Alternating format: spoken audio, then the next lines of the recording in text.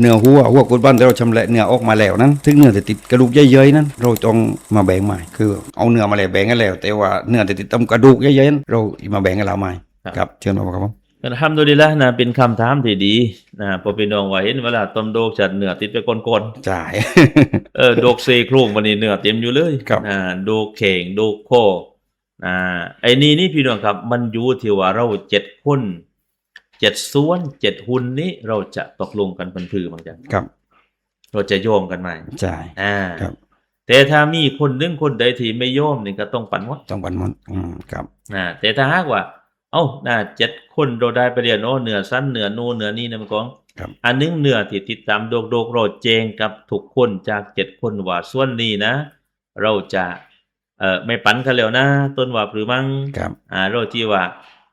ให้ต้มเลยนะได้แจกพี่น้องได้กินครับถ้าทุกคนแต่ละ7คนยินยอมพี่น้องครับก็ถือว่า